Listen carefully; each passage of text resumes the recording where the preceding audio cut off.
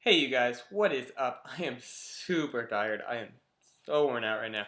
But I want to do this tournament report really quickly, just while it's fresh in my mind. Uh, so this weekend I was out a little bit later than I probably should have been. So I wake up at like 6 in the morning, very tired, and make a 3-hour drive to the Memphis Battle Road in Tennessee. I'd actually never played Memphis before, but I knew a few people like Sam Liggett from there.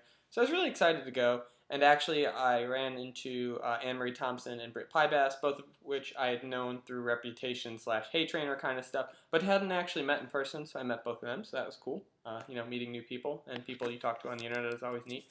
But so I decided to play my Terrakion Mewtwo Boufflant deck again. It had done really well last week. I had a lot of fun with the deck, so I don't really see any reason not to play it. Also, I don't really have that many cards for that many other competitive things. I could have maybe thrown together a standard Zeals or I don't even know. But so I decided to play that, but I've made a few switches in techs and stuff just to try and make the Garchomp matchup a little bit better. But at the same time, I actually took out the Registeel. So I'm feeling pretty good about all my matchups across the board, really. I feel like, everything is kind of close to 50-50, some being actually really favorable, which I really like about this deck. So round one, I found out that I am paired against Anne-Marie Thompson, AMT from Hey Trainer. So she's playing Ho-Oh, and it's a really weird game. It starts off slow for both of us. I think she misses an energy attachment once, I do too, and I start with my regular Terrakion, which is a no bueno, especially since when she drops the Sigilyph, I know I'm going to need it. I know that Sigilyph is key, and she uses Tornadus and that to take some prizes, as well as a Mewtwo, which she charges up. In response to the Mewtwo that she takes a KO with after several turns, I kind of get things going. I respond with a Mewtwo. I take out another EX in a turn or two from that. And really it comes down to just who's going to draw catchers. However, I had, just kind of dead drawn, maybe supporter choices. I think I had Juniper, or I think I ended to 5 at some point. Just kind of whiffed on things. So I end up actually dead drawing, not hitting my last catcher after having not maybe used them the best I could have. Uh, so I think that her playing more conservatively ends up winning her the game. And, it was a really good one. It was the best I had all day, to be honest. And I really enjoyed it. So 0-1, I know I have to win out or bust. And yeah. So round two, I play against the standard Zeals. And he starts Lone Zekrom EX. I start Terrakion going first. I was really fortunate to go first every game but one today. So that was, nice. It helped. Except I actually went first against Anne-Marie and I lost. So I guess it didn't help there. But basically, he starts with that. He benches a Raikou at another point, so I take 4 prizes before he takes any. He KOs a Mewtwo of mine with a Mewtwo, or he KOs something with a Mewtwo, and I just respond back with Mewtwo for game. It was actually kind of weird. My board wasn't the best at the time. I think I actually won it promoting a Boufflant that had a DC attached to it, and then dropping a Mewtwo, playing an energy switch, and all kinds of crazy stuff like that. So I think I actually used the energy switches to get that win, which always makes me look cool. It makes you look like, ooh, I don't know. It's just a cool card, and I like it, I guess. But, so on to 1-1. Round 3, I am paired against a Garbodor player. So he's playing Garbodor with Groudon and actually Terrakion EX and Kyurem from Noble Victories. I think he had the promos, though. Not that it really matters. But, he starts attaching this Kyurem. I basically just kind of X-ball my way to victory on this one. He doesn't really block any abilities that I have except for Boofer, which, I don't really miss too much. And I actually didn't really use Boufflant much in the matchup. So, on to 2-1, and the dream's still alive. And round 3, I am paired against, oh man, what am I paired against? Oh, yeah, okay, so I remember. He opens with Swaddle, so I'm just like, what? Like, trying to remember what Swaddle evolves into, because, I like Pokemon regularly, and I should know these things, and it's Levanian, I figured that out, I remembered that, so, I know that thing cancels out weakness. I actually don't see too much of what he's playing. He benches a Registeel, I guess he had a 101 tech of it or something in some Gothitelle build.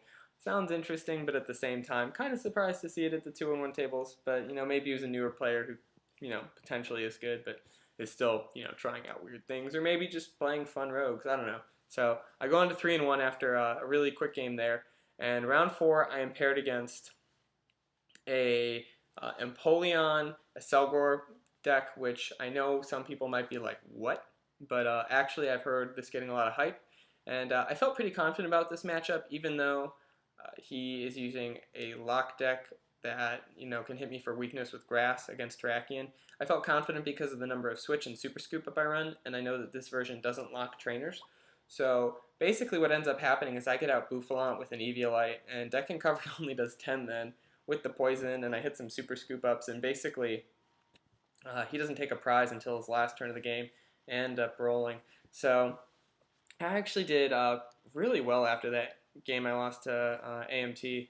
I actually didn't give up more than 2 prizes in any game, and I really didn't care about giving up those 2 prizes. Usually it was a Mewtwo or a Terrakion AX. So I end up going 4-1, and lo and behold, I find out that is a 5-0 Brit Piebass, so congrats to him for winning. And then there are 4 of us 4-1s, and my round 2 opponent dropped, and then I guess that in some ways, affects my resistance. I'm not actually really sure how that specifically does.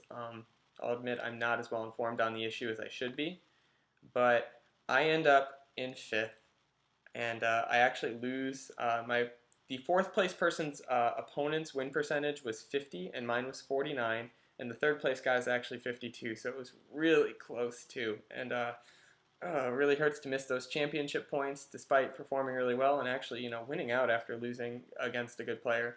So that, kind of makes my grape sour. I am sour about the dropping thing because if you're, and I'm going to go on a rant here if you couldn't tell, if you're going 0-1 and you lose that second game and you're dropping, that means you're dropping because you were only in the hunt for championship points, which it's fine if that's, the thing you really want. But you should recognize at the same time that there's a really good chance, like in this case, that the other person is also, trying to get as many championship points, qualify for Worlds, all that stuff is you. So it's like the goal that you're trying to accomplish is the same goal I'm trying to accomplish. And it's like, think how you would feel if someone, dropped out on you and that's why you didn't get the championship points. So I think people should think about that before they do that. Play things out. ELO doesn't really matter in any sort of tiebreaker way now that it's just, a bar and once you're over it, you're in. It kind of made me sour, and like he asked me about some trades afterwards, and I admit I was not very nice about things. My emotions got the best of me, and he ended up asking me how I did afterwards, which is really what set me off. And I think he's like, "How'd you do it?" And I was just like, 5-1 bubble, or went 4-1 bubbled, went 5th, and he's like, "That sucks," and I was like, yeah, it does. And I just looked in the eyes, and it's like, oh, Adam, why do you? And so I guess I got, a little petty about things, and I apologize to that guy if he's watching this now. But do think about this in the future, how dropping affects other people. And I hope you guys enjoyed this short and semi-rant-filled tournament report, and I will catch you guys with the coverage from last weekend. I didn't film this weekend. I hadn't ever been to Tennessee, so I didn't really know the PTOs that well, and it turned out to be really crowded, and I wouldn't have filmed anyway. So I hope you guys enjoyed this. Make sure you rate, like, comment, sub, do all that good stuff because I love you and hopefully you love me. And I will catch you guys with more stuff later.